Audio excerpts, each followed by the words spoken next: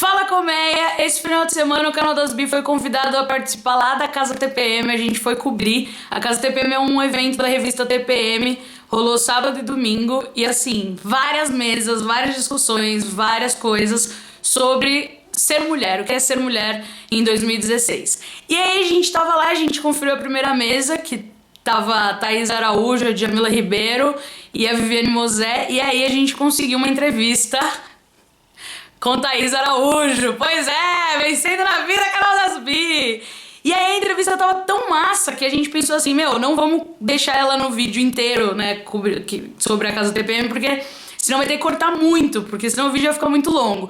Então a gente vai mostrar pra vocês agora essa entrevista exclusiva, louca, nem é? Mas a entrevista que a gente fez com a Thaís Araújo lá, que a Débora entrevistou ela. E assim, ela só falou coisa massa, vocês vão conferir, vou parar de falar aqui que é pra vocês verem esse lacre. A gente tá aqui com o lacre que anda, né? Dispensa apresentações. O lacre que anda, muito bom. Thaís, muito obrigada por falar com a gente. E eu queria começar perguntando sobre o Topo da Montanha. É uma peça que fala sobre Martin Luther King, que é um símbolo da luta pelos direitos civis. E qual que era a intenção de vocês? Era levantar essa bandeira, levantar esse debate? Na verdade, assim, quando a gente pegou o texto que a gente leu, a gente ficou profundamente emocionado. Então, eu chorava, eu ria, eu falava, Lázaro, a gente tem que montar esse texto, pelo amor de Deus. E, na verdade, o nosso objetivo era levantar essa discussão, entendeu? Era falar, vamos falar sobre isso, vamos botar luz sobre isso. É tudo que a gente acredita, sabe? Nós somos dois negros, temos dois filhos negros.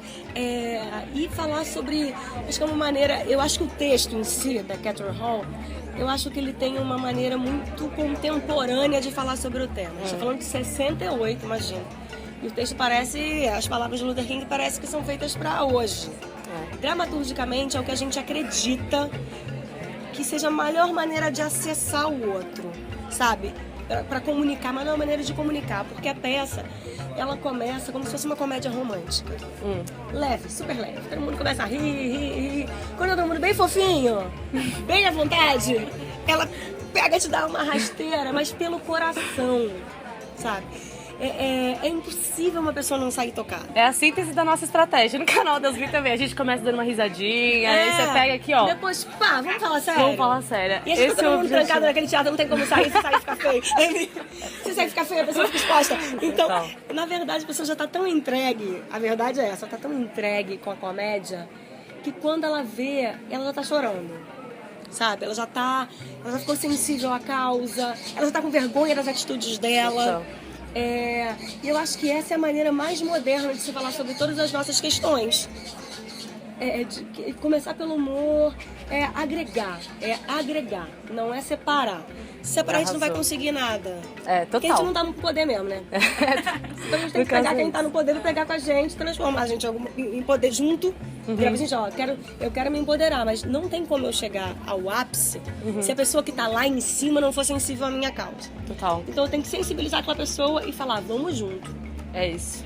Deixa eu te ensinar, já que as questões não são suas, porque normalmente como a questão não é do outro, o outro não se sensibiliza.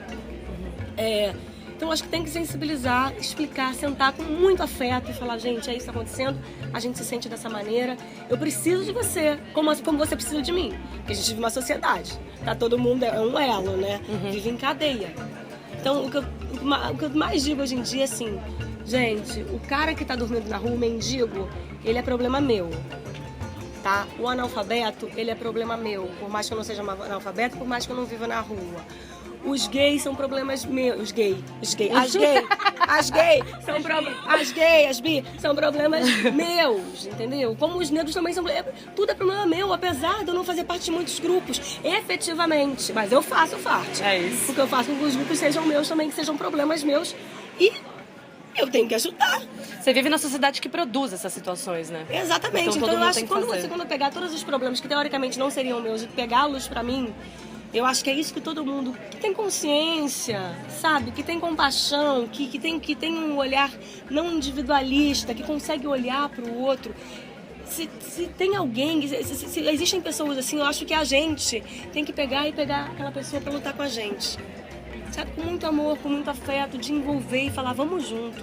É isso. Vamos junto. E fazer com que ela entenda que ela também precisa da gente. Total. Não é só que a gente precisa dela, não. Também precisa de mim. Eu preciso de você, eu também preciso.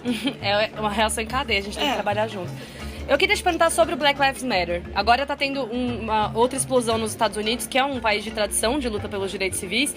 E a gente vê um posicionamento forte da classe artística com relação a essa questão, principalmente negra, óbvio, mas como um todo. E isso não acontece tanto no Brasil com relação às nossas questões, até porque a gente tem um panorama de violência policial muito parecido e tão assassino quanto. Você acha que falta isso, principalmente da classe de artistas brancos e de formadores de opinião brancos? Porque, por exemplo, no caso icônico do Selma, que é quando o Martin Luther King convoca todo mundo para vir fazer a caminhada até a capital do estado, é isso. Eu acho que nós temos a nossa parte também, que eu acho que a classe branca não tá fazendo. Você acha esse posicionamento importante? Eu acho que sim, é a coisa que eu falei do agregar, né? De trazer o outro que em teoria não seria a questão dele para que seja a questão dele também, já que é uma questão da sociedade, já que é uma questão de direitos civis. E quando você fala em direitos civis, não há distinção, são todos. Então, eu acho que falta um interesse pelo outro. Eu acho que o grande problema é a falta de interesse pelo outro. É a cultura do que é meu tá garantido. E aí você fica fechado no seu universo que é mínimo. Ele não é rico. Porque conversar com quem já comunga com você não é enriquecedor. O que eu tento falar com os meus filhos é o tempo inteiro. O que o outro tem diferente de você é o melhor que ele pode te dar.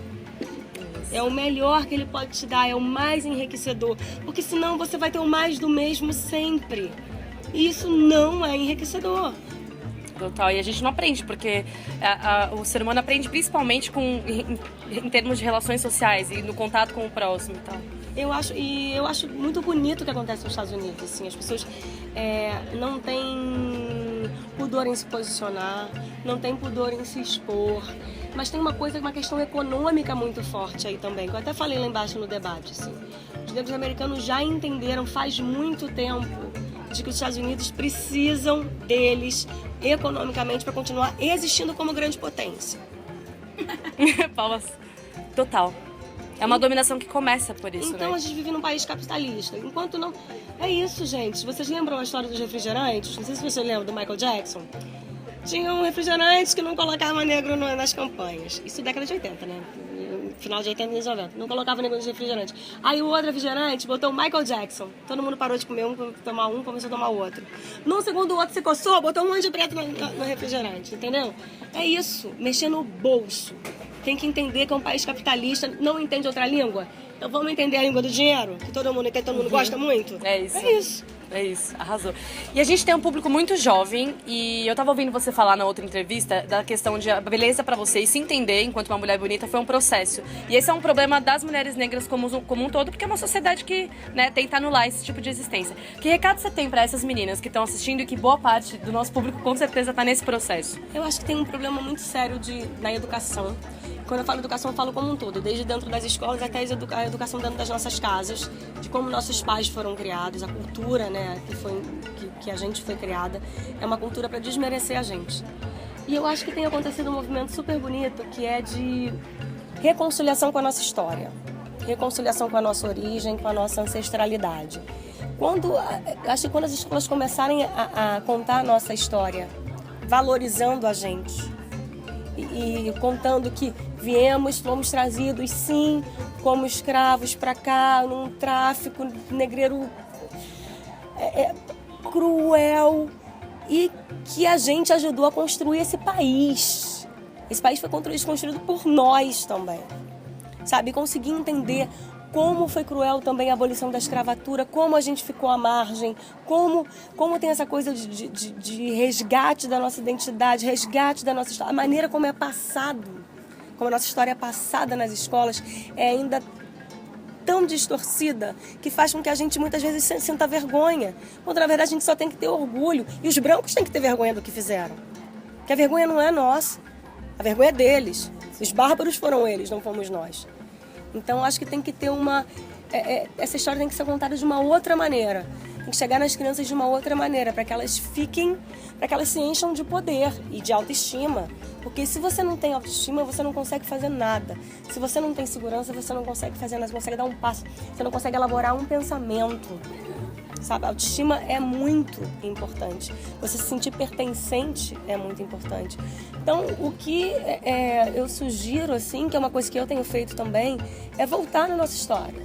Voltar na nossa história com maturidade, com senso crítico, sabe? E ter esse resgate com a ancestralidade, que bate muito forte na gente. Ok. Muito obrigada. Nada, Yasmin imagina. agradece muitíssimo. Um beijo. Obrigada, querida. Gostaram? Curtiram? Foda, né? Foda, a mulher é foda, assim, maravilhosa, simpática, entendeu? Inteligente pra porra. Puta, que prazer. Sério, quero agradecer demais a Thaís Araújo, quero agradecer a galera da TPM que conseguiu isso pra gente e avisar que o vídeo completo da nossa cobertura sobre a Casa TPM vai sair sexta que vem, já. E aí vocês vão poder conferir tudo que rolou, muita coisa legal, a gente causou, deu muita risada, conhecemos a Real Mother, mano, foi ótimo, foi muito legal. Então, segura aqui, ó, terça tem Perguntinhas Bi aqui, entrevista, e sexta Casa TPM, canal das Bi sem parar, frenético, é nóis! Se você gostou desse vídeo, não esqueça, se inscreva aqui no canal pra sempre receber nosso conteúdo, comenta o que você achou sobre essa entrevista e dê like no vídeo que isso ajuda bastante, certo? Um beijo e até a próxima!